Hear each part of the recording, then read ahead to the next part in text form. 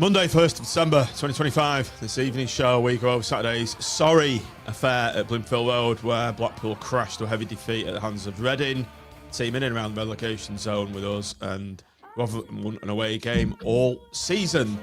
Yet we're able to pick us up, pick us off at will. Worrying times ahead. I'm John Aspinall. This is Seasad's podcast match reaction show. Blackpool 0, Reading 1, 2, 3.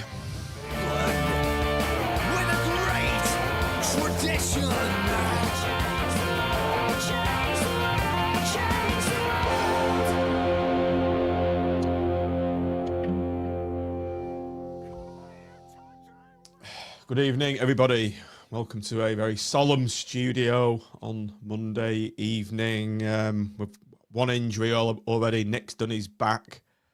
He's put his back out. So bad was the game on Saturday. He cricked his neck and back, shouting abuse at the players as he left the pitch. Then he's back. No, he hasn't really. He's moving a wardrobe or something today. So I'm afraid you've only got Tim and the Grice Reaper. We've just about got the Grice Reaper. The show nearly didn't happen. That's why we're a bit late. Andy off to watch some far-flung game. Was AFC Blackpool this evening. Tim did warn him. What the hell are you going to that for? No chance of it being on with all this rain. But he went anyway. Daisy Hill couldn't get the game on. Word on the street from Daisy Hill is that AFC Blackpool didn't want to play. But they have got a few injuries and people just coming back, so I could sort of understand that as well. But I wouldn't think Blackpool AFC Blackpool would want to going to be a lottery because they've been in good form recently. So probably beat normal Blackpool the way they played on Saturday. I'm telling you, it would have been a close game. That gee, any pace down the left, and you were in, weren't you? Tim, that performance has sent us both to drink. I've not been drinking for a while on the pods, but I've got myself a couple of Wainwright, or one Wainwright anyway. Tim's got a gin I and had tonic. to stick to normal. He's got rum and coke tonight. I think I need to get some warmer climes. I think between watching Blackpool FC in this rain, I'm suffering from sad. Well, you've not had any holidays for a while, have you? So I think it's 2 weeks. It's a long time. It feels like 3 weeks. It was so bad on Saturday. I'm hitting the sun tomorrow. I'm going for some sunshine. I'll be back for the FA Cup. Lanzarote until Sunday, yeah, and then landing just in time for the thrill of the FA Cup on Sunday. Was that air quotes thrill? Well, I've been watching Wizard of Oz with my granddaughter, and there is a relevance here. The Cowardly Lion. I think a few of our players need to hit the yellow brick road. I think get some fucking heart. Anyway, was Evo in the dressing room going, put him up? Actually, I think Everett's one of the ones. CJ and Heckway. Probably be given the day off when they hit that yellow brick road. I think he's all right, but Jesus Christ. Analogies, listeners, viewers. Give us your Wizard of Oz analogies in the comments. I guess we're not going to have a lot of people on this evening because A, we were late, and B, we don't get many viewers live when we've lost. So welcome everyone who has turned up. Big dogs here as usual. There can't be any Sloan and Heckway. Hard to argue. Ray, cheers for reposting the stream. Good to see Marcus here. CJ the Tin Man. Brilliant. There you go. He's got no heart. Dorothy has more balls than our squad. Keep them coming. Keep them coming. David, 57. What does that mean? Listeners, probably. Oh, no, okay. Or was that your retirement age, David? No, and you are doing a Tim Fielding jetting around the world. But anyway, more than I do, definitely does David Coleman. Jesus Christ, he's sign up to his Facebook. It's like being on I Wish You Were Here. You're only jealous. You're only jealous. Yeah, For there those you who- go. He goes on. He goes on. I was listening to the Times radio, Tim, the other day, and someone said, "For those of a certain vintage" on it. I chuckled to myself. I'm going to hit them with a copyright suit, I think. Here we go. Here's another. Scarecrow has more brains in midfield than Evans. Oh, quality. That's Look, not Owen you're referring to, is it, Big Dog?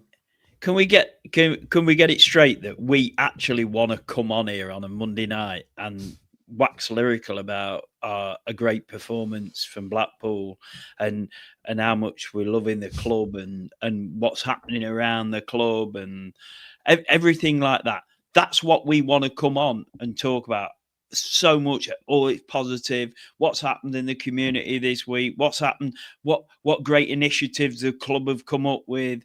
How they're pushing us as a football club out to the fan base, and how fantastic this team is. And Downs has done. David Downs has done a brilliant job in recruitment, and the Swansea Julian has come up with some brilliant initiatives, and this is what we want to come on and talk about, and what a fantastic football team we've got. That's what we want to talk about. But instead, we've been reduced to drawing analogies between Blackpool FC players and the Wizard of Oz. You got to make the best of your circumstances, don't you?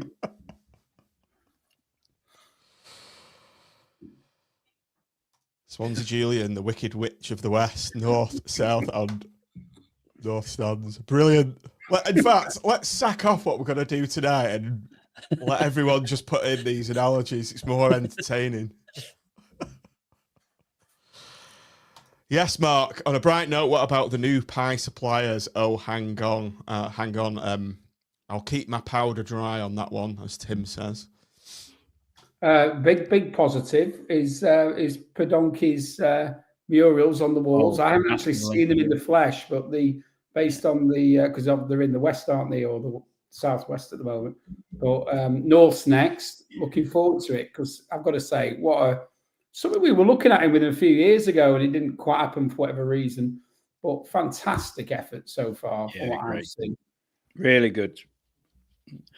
And like, look, we knocked the club for quite a lot on here, to be fair, and well deserved at times. But that's a great initiative, great person to be involved with the club, like Blackpool through and through as well, and somebody we all admire for how much he did during the COVID year, to the Oyston boycott years, and now the club are using him for exactly what he should be used for, and it's a brilliant positive. That, by the way. Bison's. I thought he said murals as well. I've confirmed it. May well have done. But too much rum in the rum and coke, I think maybe. There you go. I've got one of Rob's originals here. I'll put it full screen if I can. That one. You see that? That was great. What I like about his stuff is when he sold off his. Every time you look at it, John, you see something else, don't you? Oh, that is brilliant. That is brilliant. Nice. Absolutely fantastic. You look at it and you pick something out every day. I've got it to the right of the studio gear here. Yeah, it's just hilarious. I think I forced him to sell me one of these because I don't think he could. Don't think he was going to sell them, but yeah, I got one off him. So yeah, pride of place in my studio. Oh, get me off. Right. Suppose we better get going, haven't we? Stick to the format. Well, as I said a couple of weeks ago, when Evo talked about these ups and downs that they're talking about in the chat, he said, "Don't get too high when you win well, and don't get too low when you lose well." Well, that's not how we are, and I said that at the time after we beat Cardiff. That's not how we are as football fans. We get so excited when we have a second half performance like we did against Cardiff, and equally Saturday was enough to send us to the top shelf and find the worst whiskey you can throw down your neck. And that's unfortunately how it is. Right, starting 11. There it is on the screen. I'll read it out for the benefit of the audio. Peacock, Farrell, back in the sticks. A back three of Heckway, Horsfall, Casey. Didn't make that noise because those players, well, one out of the three I did. I just don't like this back five. Anyway, Ryan Lyons on the right, Coulson left. Evans, Honeyman and Brown. Trio making up the midfield, and Fletcher and Bloxham up front. Tim, to you first when you saw this. My first observation I was in the Armfield when I got to the team was fucking hell, Evans is playing. We're fucked.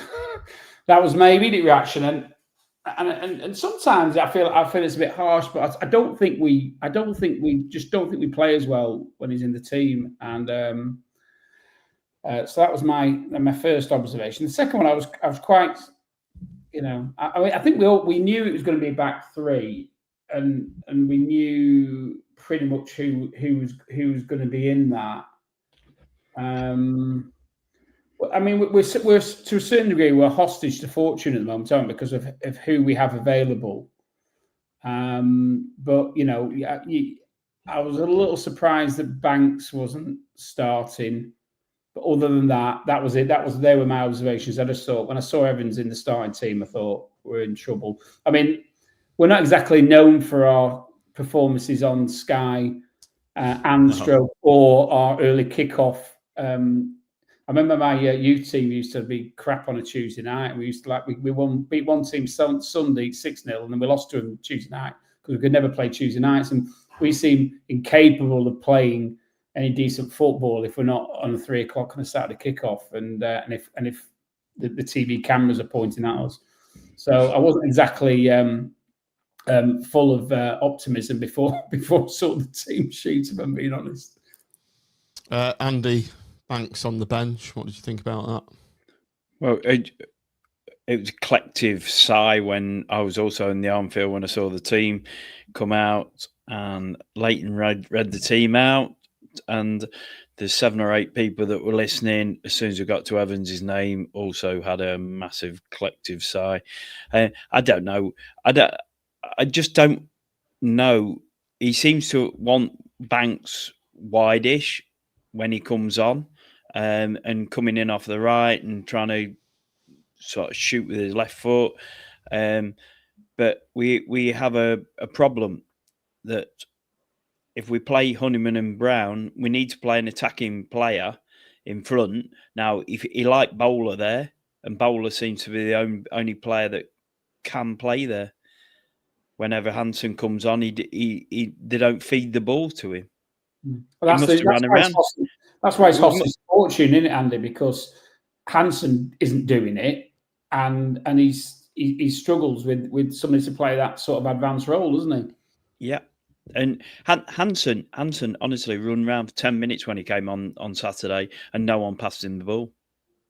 He was trying to get in that hole that Bowler played quite well against Cardiff, and he just so he obviously something's gone on with Banks that it seems that's come out in the press that he done what he said about Banks. So. What did he say? I've not heard. I couldn't. I know it's something about the training. I think I'm picking up second hand here, John. Right, but okay, I've not listened to it. I'm like, I think it's something about his training. Someone will tell you. He even said that Banks doesn't fit his system, so he will have to adapt. Let's talk about the system then. Just for me, you can't play this system with the players that we've got. If you want a back three, you've got to have 3 ball players in that back three, and none of them are really. Horsfall and Casey are fantastic in a 2. Probably acceptable having Heckway in a 2. But you can't have these 3 together. It degrades Casey massively. It was so obvious. It's so obvious. If anyone had scouted that game on Saturday, they would have the fastest man they've got down the left wing. Yeah. Right. Yeah. And he'd go in Yeah, behind Lyons when he's trying to push forward, and he'd just slip in behind him and attack Heckwheat. And that's what he'd do. Because Lyons ain't quick either, is he, Andy? He's not the quickest. Lyons. No, So yeah. he's Oh yeah. not. You'll have a And field day. A field day. he's not, and obviously Imre's the big miss there, but he would be a big miss because he's probably one of our best players, to be fair. But Ashworth missing as well. What's he done wrong? Ashworth, I don't get it. Coulson for me. I'm done. I'm done with Coulson. I'm done with him. I've seen enough. I'd argue that Lyons, it'd have been better playing CJ at right wing back and Lyons where Heckwee was, because that guy, at least Lyons would have given more of a run, but the guy just seemed to think it was just Christmas. It was too fast for him, Andy, wasn't it? It was just too fast for him. Hey, listen, and we've all been there playing Sunday football in our 30s with some whippersnapper who is too fast for us. And there's only so much you can do. And it was almost like watching a bit of that for me, because it was like he's got 5 yards on you in 10 yards. And there's no way you can keep. All you can do is like try and grab hold of his shirt or pull him down, and as we'll go and talk about, to a certain degree, this is how it plays out. But you basically got an old man against an incredibly fast and talented winger. 4-year contract. Shoulders the best player on the pitch, and he ripped him a new one. He was squared up as well. He wasn't even, his body position wasn't even right. A Heckway, I noticed. Anyway, we'll come to that. Let's go through the game bit by bit. I've written in my notes cagey start for Blackpool, maybe for both teams. I think we were both probing, working each other out, but Blackpool have had the best start, Tim. Andy, let's come to you. Andy Lyons side-footed one over at the it's a good far chance. post. Good ball in, great ball in from Brown. Should he have done better? Yeah, he should. Yeah, he's right in front of me. That and he almost lost balance. He went backwards. He was going backwards as he went to shoot. He needed to sort of have a bit more composure and get it down. That was his first one was a big miss. And we seem to have this ability to get our foot over the. I mean, we both coach youth football. I know you do cricket, Andy, but I know what you're going to say. Over the ball. Yeah, Tim, exactly what I said. How many coaching sessions you do with under sevens to teach them how to use the laces and get the foot over the top of the ball? You don't shoot like that from that angle in that position. And if you do, you don't lean back. You just get your head down. Just look at the floor and the ball stays down. He's done none of those things. It's a feature of the way we play as a team at the moment, that the number of chances that go over the bar, and we're not even testing the keeper. And I don't want to get too ahead of myself, but it keeps repeating itself during this game. It's absolutely ridiculous. These are professional footballers. Get your foot over the ball. I actually stood up in the north at one point and basically shouted that. Get your fucking foot over the ball. And he was like looking around at me, and I was like, yeah, a few nods of the head. So that we've had that chance as well, haven't we? And Tim Lyons has had another chance. Great probing ball from Lee Evans through to Fletch, and Fletch has done ever so well to control the ball, steady himself, beat his marker, almost getting hauled down in the box, slips it through to Coulson, wasn't it? Coulson, sorry, yeah. No, in fact, just before that, Lyons had another half chance where he's danced through.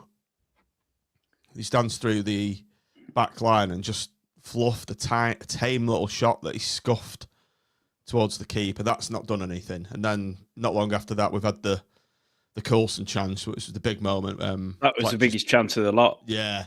Him in that line's one hit home. I've got to say, I've maligned Evans at the start, but his ball through to Fletch was good. I thought Fletch did incredibly well because he was being manhandled, wasn't he? And he showed a bit of tenacity and kept hold of the ball. And I actually didn't think he'd put enough on it to roll it to Coulson when I originally saw it. And even when I see it back, still you see it, you think it's not going to get to Coulson, but somehow it does. But then Coulson's he's almost like back at a 45-degree angle when he's taking the shot. He's so far back. And again, it was a comment we were talking about before about, getting your foot over it. I think he did have the keeper advancing on him. I thought the keeper did quite well. I actually thought the keeper might have got something on it. And he ended up getting injured. But his positioning was all wrong. He was leaning back as he went into it rather than leaning forward. He tried to lift it over him and then ended up lifting it over the bar. Yeah. Right. He was on his right foot. Is that a mitigating factor? Right. Shouldn't you be 2 foot? You've got to be 2-footed if you're a pro footballer. I've no excuses. What do you do all day? Yeah. If you crap with 1 foot, you practice with it, don't you? That's all you do. It's your job. I agree. You're not asking them to put a 50-yard ball with the wrong foot, are you? Like keepers have to play with both feet, don't they now? They have to be able to hit the halfway line with both feet. You should be competent on your weak foot, shouldn't you? And if you're not, that's what you should be practicing after training every single day until you can hold your own with it, But you should be able to shoot with both feet. Yeah. So we've had 2 good chances, 1 half chance. Once again, we're going into games where we're not putting our chances away. We've been punished on 28 minutes. Let's talk about the opening goal for Reading. On the banner there, I've put a Heckway roasted alive. Who wants to come in on it? Well, I mean, that's what happens, isn't it? We spoke before about the. Sorry, I missed where it came from. Did he come from Bruges or somewhere? I forgot where it came from now. I might have got that wrong. But the lad he was on fire, wasn't he? Every time he got the ball, he looked like he looked a decent player, and he gets the ball out the left, and he just goes in Heckway, and he was almost like just trying to grab hold of his shirt to hold him back, wasn't he? Because he couldn't keep up with him. It was so predictable what was going to happen, though. As soon as you saw that, you thought, "Oh no!" And he gets past him. I was a bit disappointed when I watched it back just before. I was a bit disappointed that nobody had picked up. Was it Doyle? Wasn't it? Nobody picked up Doyle at all. And just like 3, and there's like 4 or 5 in there, and none of them are actually anywhere near the spare men in the box. And it's just incredibly disappointing. I think the point's been made. It was the first shot. I mean, they haven't won away from home, haven't Reading, all season. They're the last team in the EFL to get 3 points. And that if that was their first shot, which I think it quite possibly was, then but we got rinsed, absolutely rinsed. And as much as you can have a go on Heckway, you've got to look at the others and think, why is nobody within touching distance of Doyle? I think we had at least 4 in the box. Not one of them was anywhere near him. And that's criminal to me. I think you've got to be organised enough to think the striker's in the box. Let's actually stand a little bit close to him, touch tight. If you go back to level 1 or level 2 football coaching, touch tight so you can actually touch him. So you're close enough to do that. At least that way you can you've got half a fighting chance of getting a tackle in, haven't you? None of them anywhere near. Shout from Mark there. As soon as they scored, the belief just flooded out of us. Scary lack of character, Andy. It certainly was, because it was just a one-way street of Reading chances and attacks after that. It was pathetic. And I'm led to believe the manager and the manager thinks exactly the same.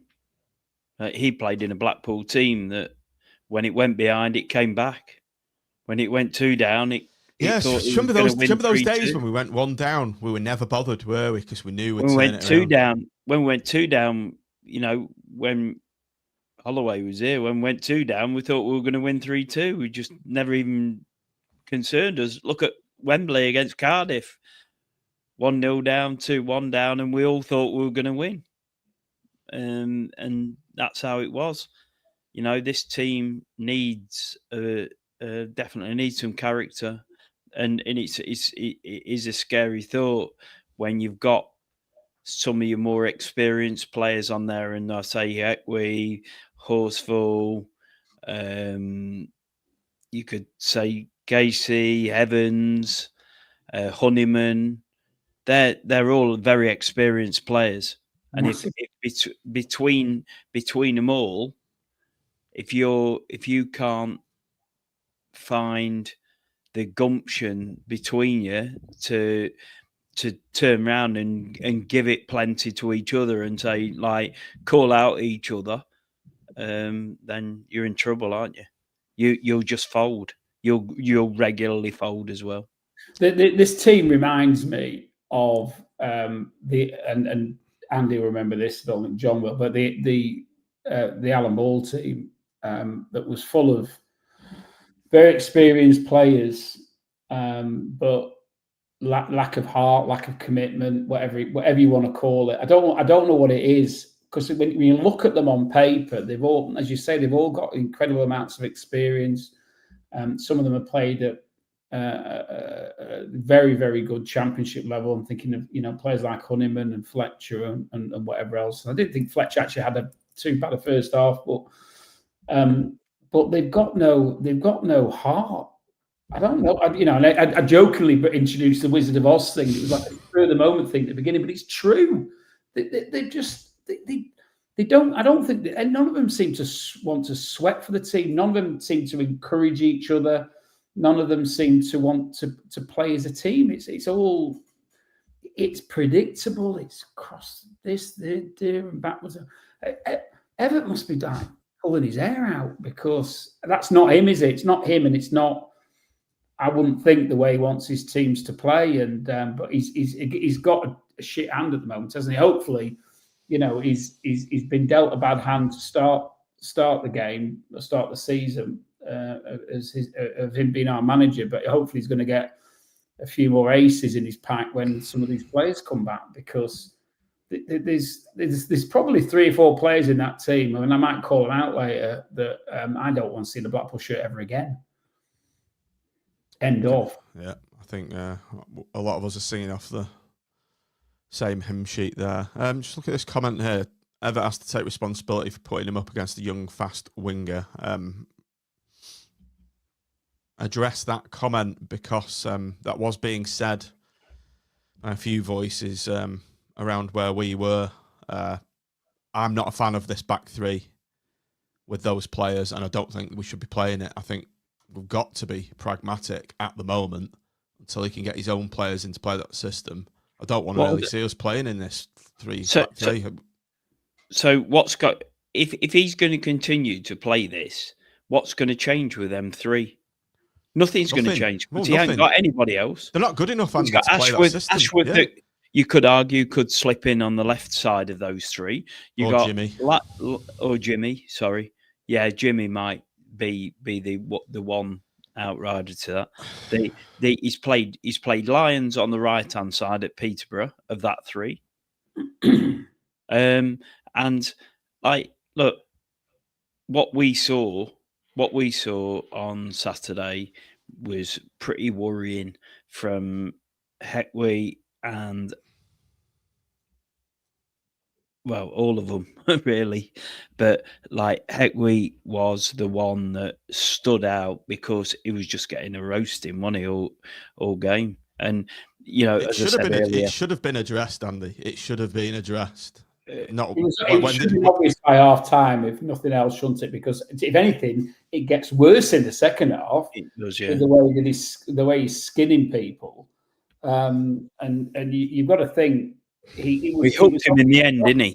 He was 10 minutes in the end, but it was too late. He hooked him in the end, but it was too late, and it was obvious. It was obvious that, I mean, if you're their manager, he's not daft, is he?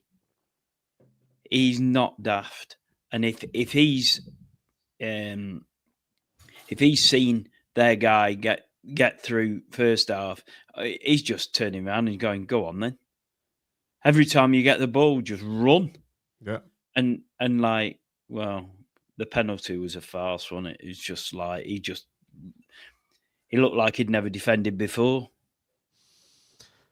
Just bringing back to the first half. I've written on my own notes so many chances from Reading. There was 3 or 4, wasn't there? They could quite easily have been 3 up at half time.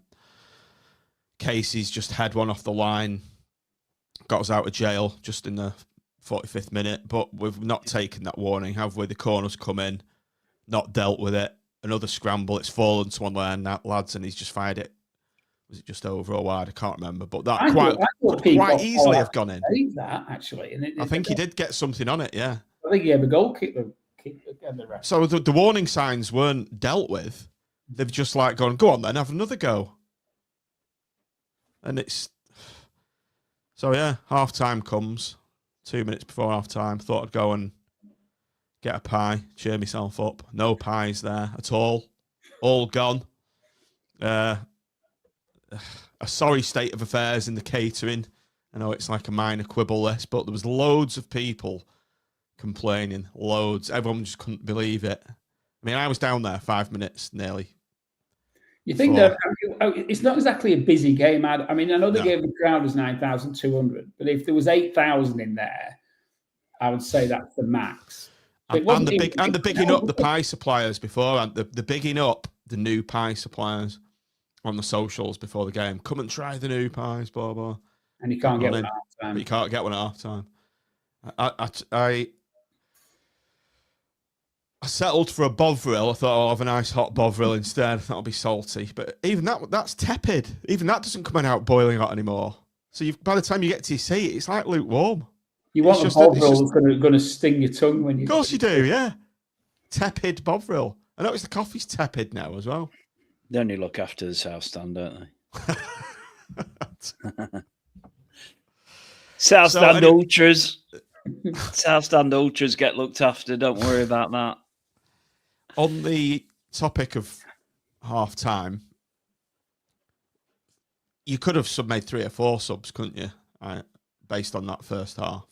Surely there was going to be changes at half time, but no. Were you surprised, Tim, when the same team came out? I think. Do you know? We talked about the general malaise. I think there was a lot of that going around in the first half, wasn't there? And I almost felt. I think it changed a bit in the second half, but I think people were like just numb with how shit it was, and I don't think I actually thought about it, if that's basic, because I was so disinterested based on what I saw in the first half, and there was such a lack of atmosphere and a lack of application on the pitch that I really just went and had a drink at half time and just had a chat with my mates and didn't think about the football. I don't think we spoke about the football at half time, which is a bit unusual.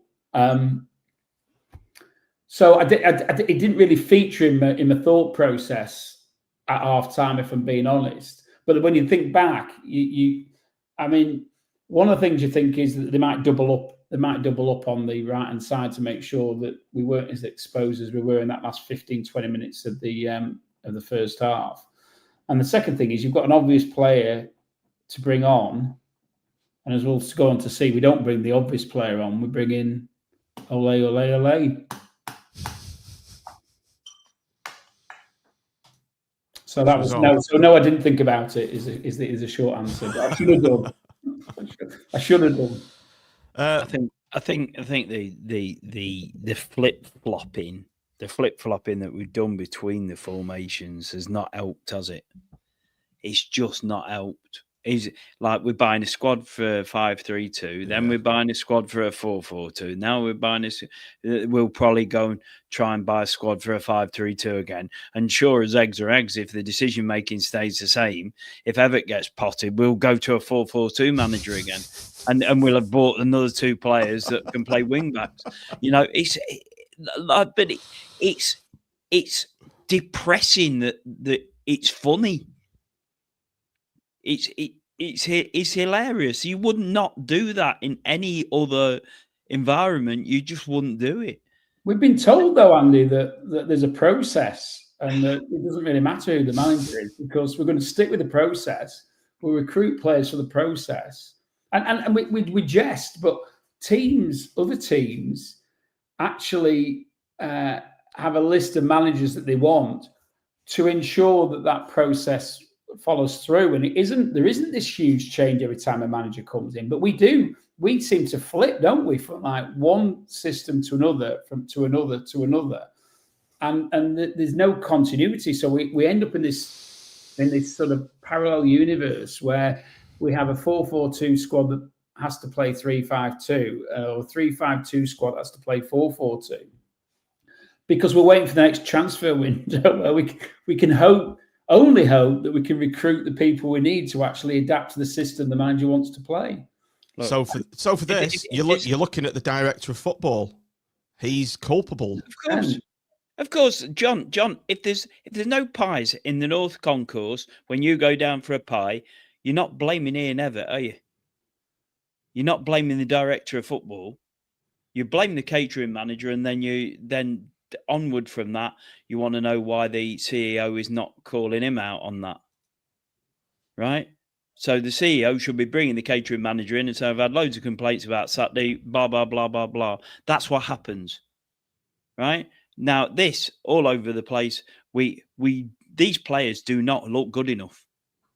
The players that we bought in do not look good enough. So I'm sorry that then goes to the director of football. He sits on the board, advising the owner on footballers. That's these his players job. That's why he's there. That's why he's there. That's why he's played. A Headquay 4-year deal. A lot of money. He's paid a lot of money to do that. Right? But Andy, he's not been asked to do it on a shoestring budget either. He's not shopping at Iceland, is he? He's at Aldi or Booths even. He might even be not quite Waitrose maybe, but we saw that, and I don't think it's too far off actually.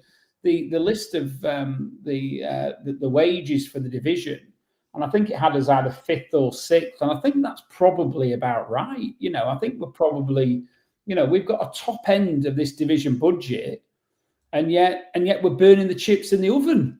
We're not. We at the end of the day, with the budget we've got, we're massive, not just a little bit, massively underperforming. And whether it's because we're buying the wrong dynamic of player, or we seem to put quite a few older players this time round, or whether it's just the mentality of the players that we're buying. I don't know. I don't necessarily know the answer, but when you put them all on the pitch, it's not it's not working, is it? And it hasn't worked pretty much from day one. I'll tell you the one thing I worry about big time. This is what I worry about big time.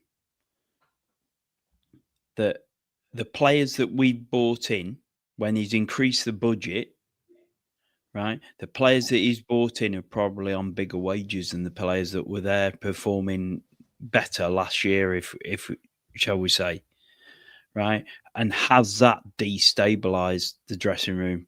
That I'm better than him, and he's on double my money. Mm. That does worry me. Because in your workplace, if that happens, someone brings in someone on big bucks, like, unless they're good, it destabilizes your workplace. They've got to be very good. In Headquay, but if they come in more money than Casey, for example, won't he? I'm sure. That's criminal as well, isn't it?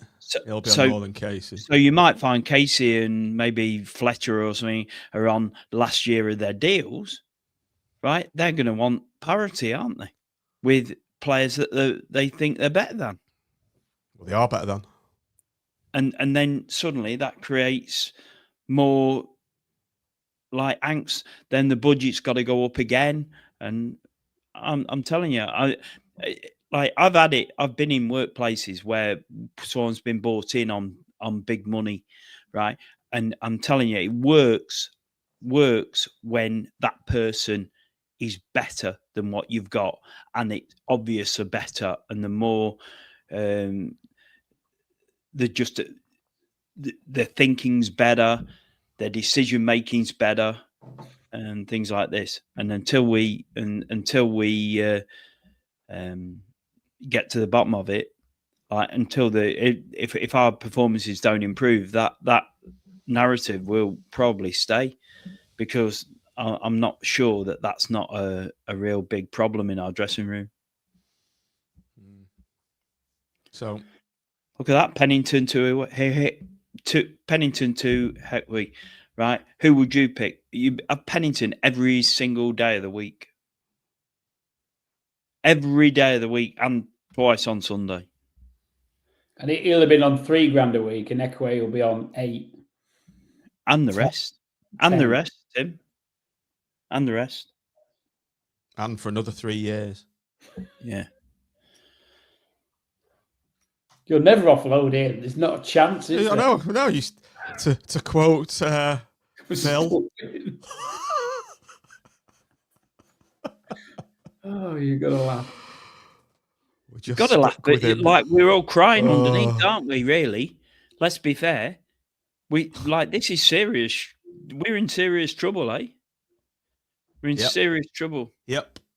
Very, very serious. And like I get what Everett's saying about the cavalry are coming back and things like this. Like, if they're coming into a side with no confidence, they ain't saving it. We're in trouble, big time. At least we've got our Christmas form to look forward to. Yeah. Clipped that comment you made into a short, Tim, by the way. Published it the other day. Let's refer back to it.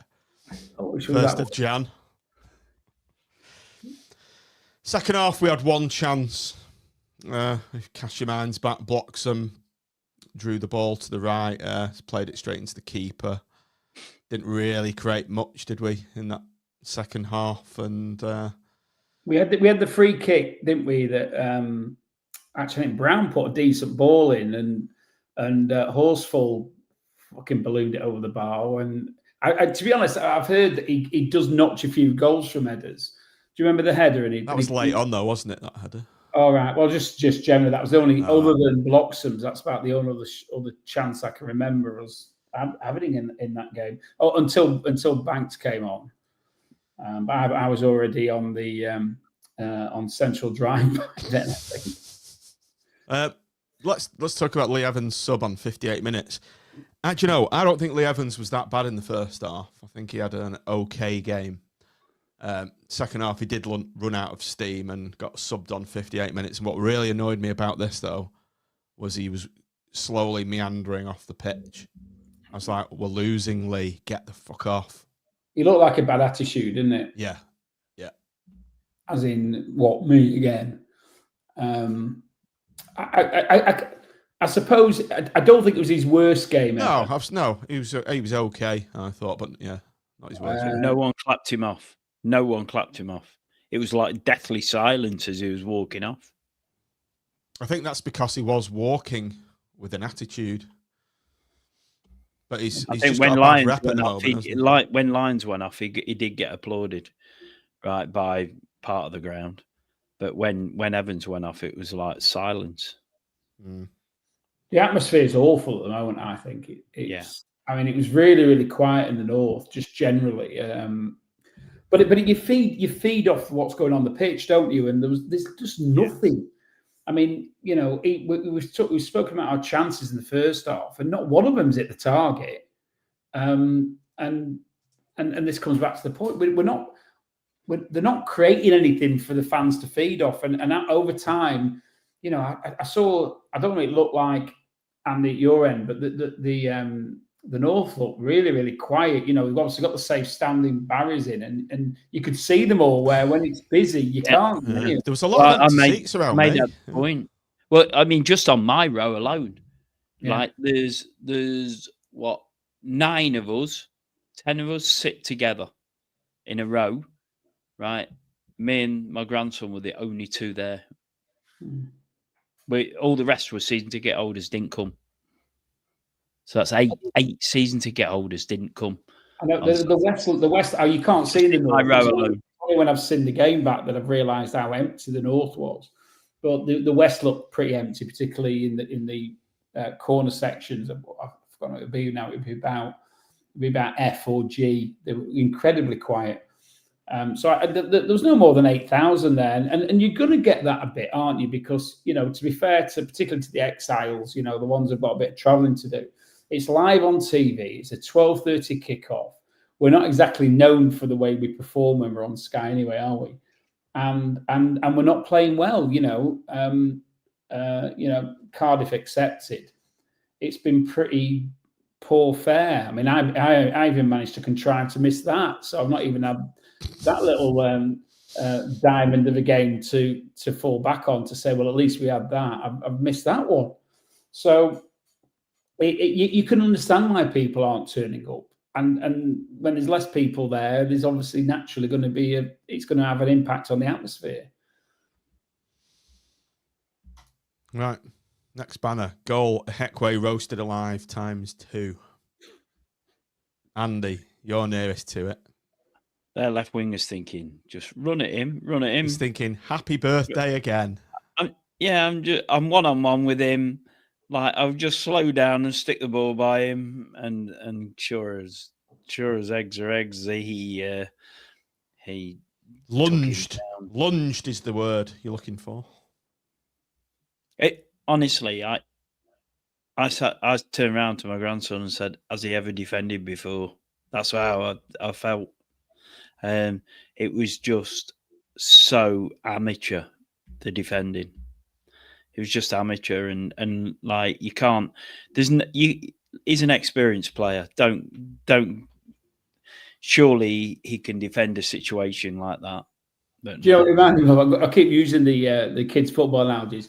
When you first sign a new player and he's never played any football ever before, and listen, they all improve, don't they? But not when they're 35.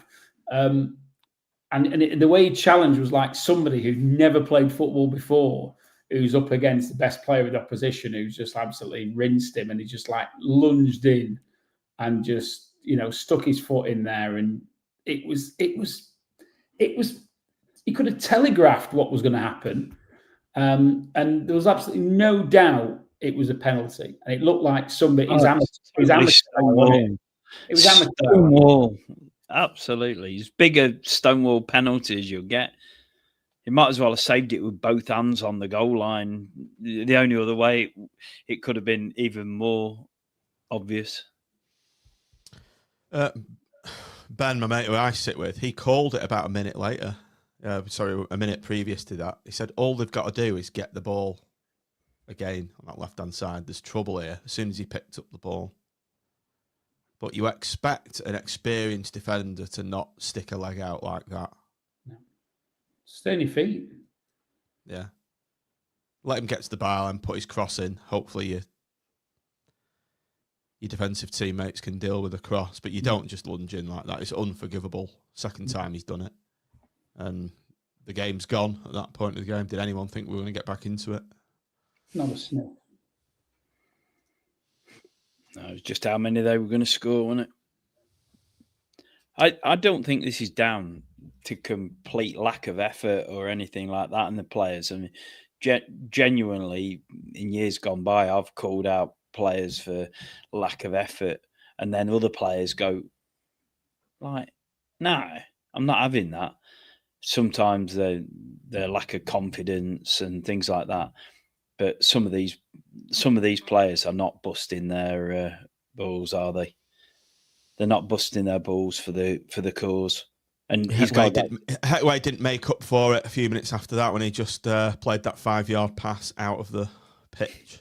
Everyone remembers that. Everyone had their head in their hands around me. Despair and laughing, gallows humour. It's like, look, and when we come on to the third goal, the players are trying, aren't they? They're trying to put in the blocks and things like this. Well, CJ wasn't. CJ wasn't, Andy. No, well, he was just stood there watching. He let his man go, and he just watched the melee unfold in front of him.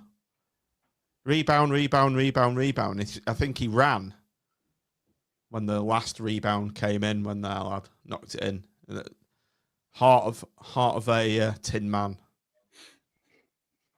Well, we look. The manager's got to get to the bottom of this, and he's got to get to the bottom of it pretty fast. And what worries me though, Andy, is I don't want to turn to CJ bashing, but we've been here for 3 or 4 years with this, and Ever has seen it in previous games, and yet he still prefers to bring CJ on to Banks. And I'm thinking, in what universe, in a game that we're chasing and we need to get back into it, does anybody with an ounce of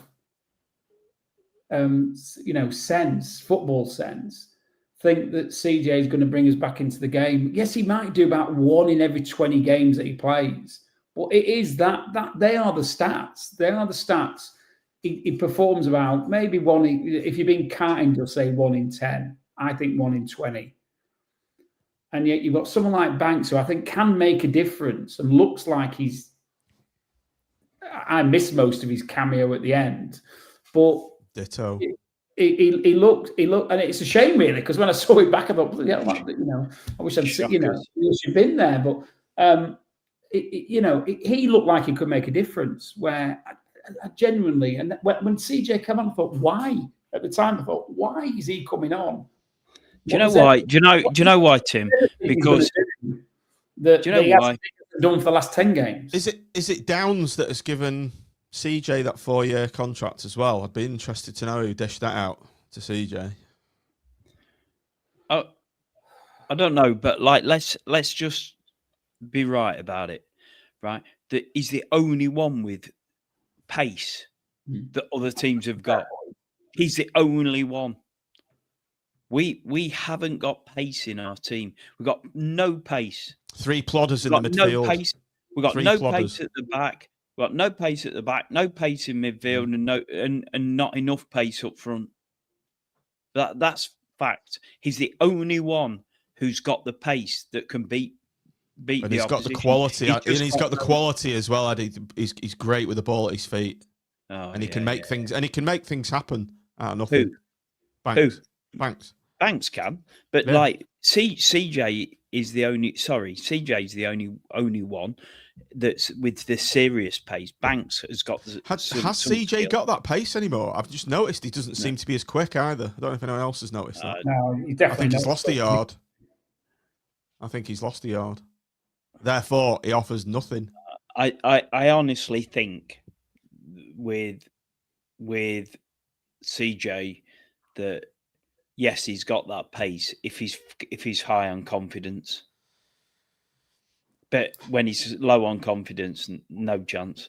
And like Tim said, he's a bit of a hit and miss player.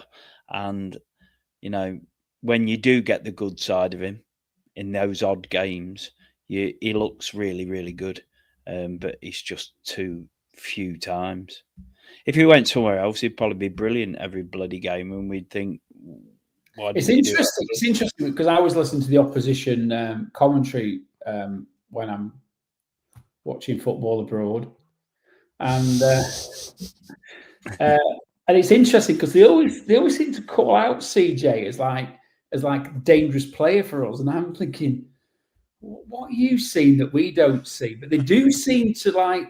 So I think when we were at when we was at Burton, the Burton commentary team were talking about how come they've taken CJ off. He's like their best player, and I'm thinking, no, he wasn't. But the opposition do see your players a little bit differently to the way you do sometimes, don't they? And maybe we have a bit too much of a downer on him. I don't know, but when he came on, I just thought, why?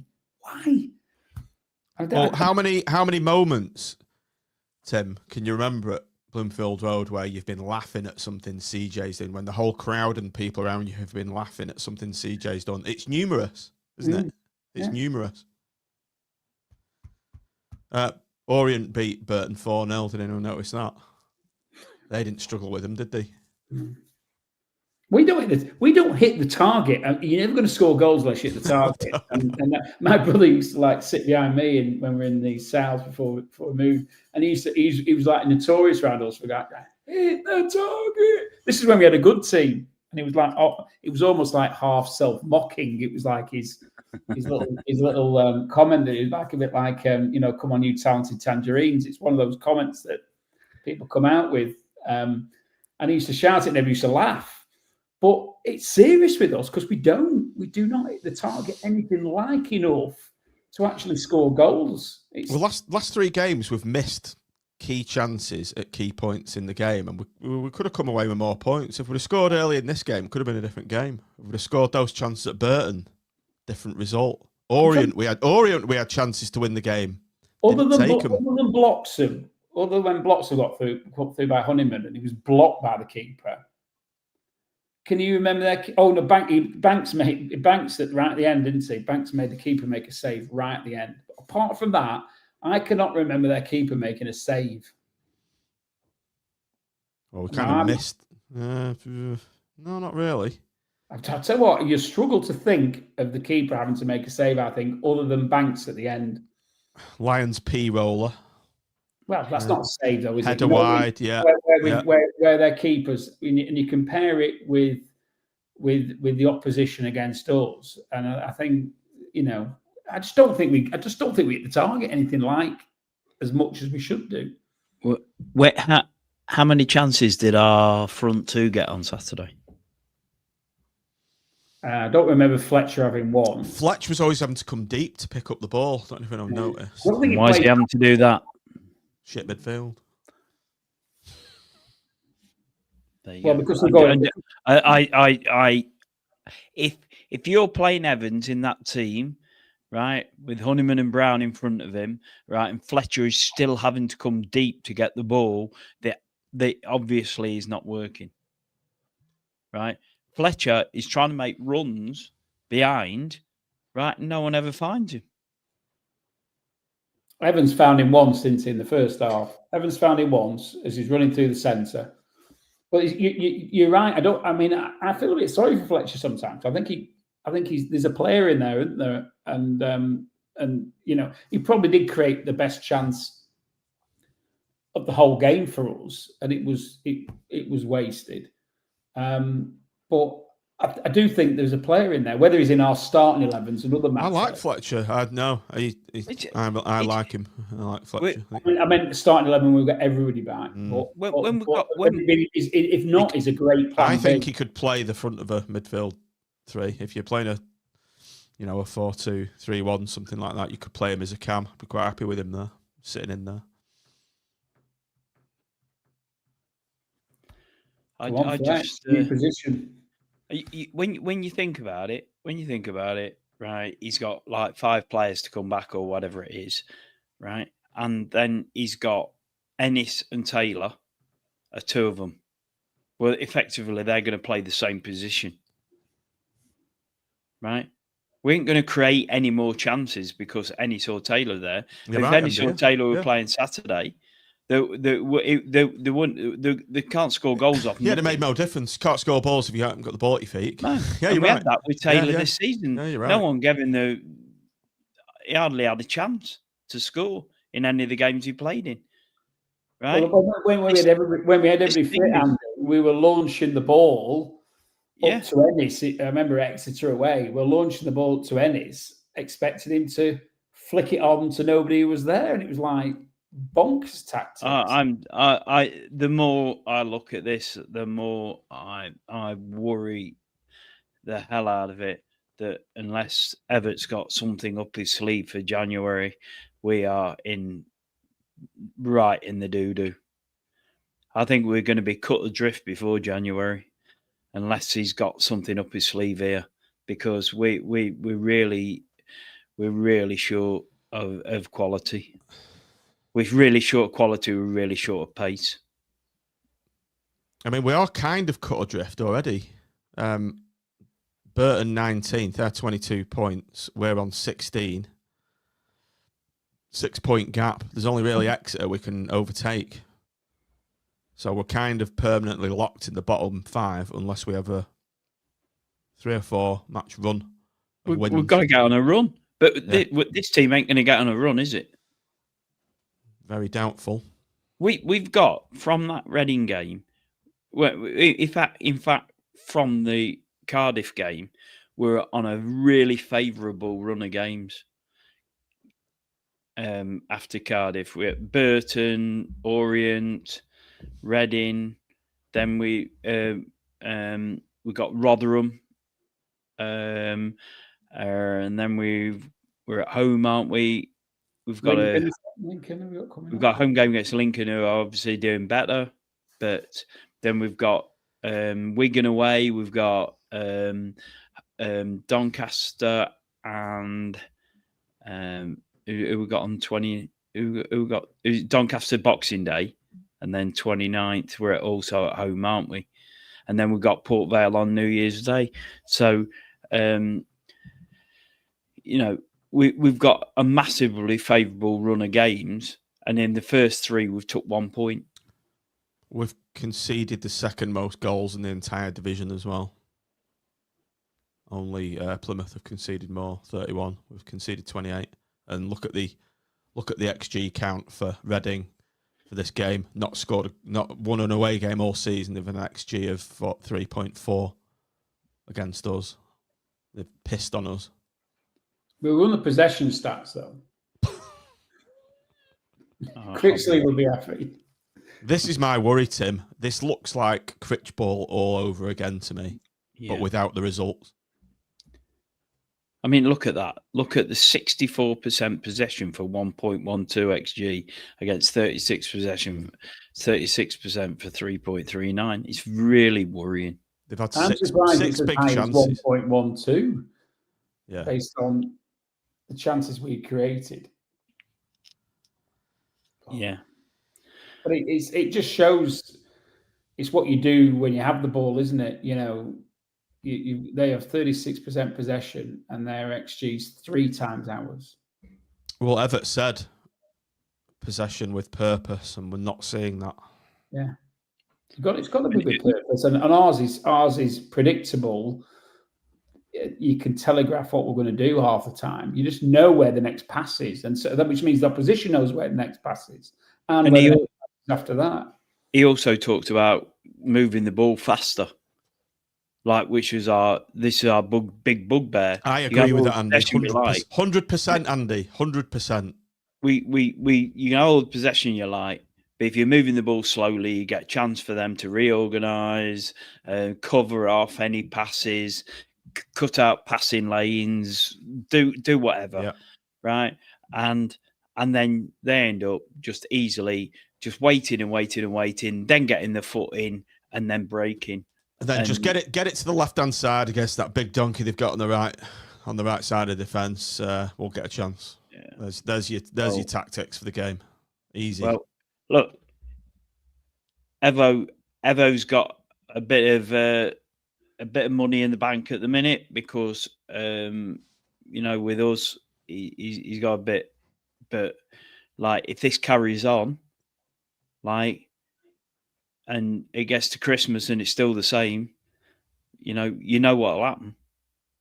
You know what'll happen. Already people are starting to say it now. Not good enough, not good enough, not good enough. It's not the manager, it's the players. I agree, Tim. I'm giving him some time, but he has to sort this out. And if his time at Bolton told you anything, is when he's had enough, then he will call the players out. He'll call a player out. I fucking want him to call a few players out. I want him to fucking give him the fucking marching orders and say. But your problem is, Tim, it's not the world. It's not the world we lived in before, is it? No. And these players down tools on him, and then he's going to lose his job himself, isn't he? Right, so he can only call out 1 or 2. He can't call out a whole group, can he? Because he's not the whole group. But it's 1 or 2 are rubbish and absolute really bad at the minute, and it's also the fact that he's going to have to seriously sit down and think, is his system the right way to go forward? That's for me, Andy. If I was ever, I've said this before, he's got to be pragmatic with this team of players that he's got. Yeah. You've got your ideal of method of how he wants to play the game, but these players cannot play that system, and you've got to work a way to get results from these players that you've got at the moment. Get points on the board, adjust your tactics, get results, and then rebuild. Because that's what we need. Players on the pitch. Yeah. In a system that works. Anyway, we're playing Harrogate tomorrow. I might be going. Joe Reedy's going, so that tells me that all's well. My brother's lives Joe's nearby. expecting a cup run. It's a nice genteel town. You might see some chinos there, John. A very Tim style away day, isn't it, Harrogate? Betty's tea rooms beforehand for a pint of Earl Grey. Oh, on the corner, you can't beat a bit of Betty's, can you? Are we going to do player ratings, or should we not bother? I don't think I'm going to a tea rooms on Thursday to see my mate Gaz, the Bradford fan. I'm going to a tea rooms in Porto Calero, owned by Gaz's wife. So there you go. Not the Gaz, is it? Not big Gaz. Not big Gaz. Not big. Not Matt Jones's love child. No. Right, I think we'll leave it there. Not bothering player ratings. They were all shit. What are we going to do tomorrow, lads? And how we're going to do against Carlisle in the cup? Yeah, Harrogate. It'll be second string, won't it? Really all right, let's just before we go then, let's try and think of reasons to be positive. We've got news coming out that some of the cavalry is returning. The main player for us, if we're sticking to this system, has to be Danny Imre. He will make a huge difference. Massive. Absolutely huge difference in this team. Hopefully we won't see CJ again. If Imre comes back and he plays every game, at least we've got an outlet. Ennis coming back, Taylor coming back. Was it Bowler a bit longer? I think Bowler's back. When's Morgan back? Do we know when he's back? Morgan's Rotherham. Rotherham. Right. So Reasons to be cheerful then. After These Carlisle. players coming back. Yeah. And we need to stop lobbing balls up to Ennis so that he twists his ankle and spends 3 months out. So let's not have him doing that. Hopefully, I don't think Everett will. I don't think he'll do a Brucey where he swaps the two strikers so that Ennis is the hitman, so to speak, up front. So they are poor positives. I think Everett will try and make the silk purse out of the sow's ear that we need, which is a team that's going to get us the points we need to drag ourselves free of the bottom four. I do genuinely think he's going to do it. But it's depressing stuff at the moment, watching us, isn't it? That's the problem. There's not a lot of enjoyment in it, and we need to get back to the point where it's enjoyable again. And Evo's the man, I think, to do that, but he's going to need some recruitment in January. So where he's going to get it from and who that's going to be and how much that's going to cost, I don't know. But the last thing we can afford to do is to end up getting relegated. Correct. Anyway, I think we'll lose on penalties at Harrogate. And I think we'll win against Carlisle 1-0. I think we'll lose on penalties also against Harrogate, and I think we'll get turned over by Carlisle. They're on a bit of a run, aren't they, Carlisle? Yeah, massive following. It's going to happen, isn't it?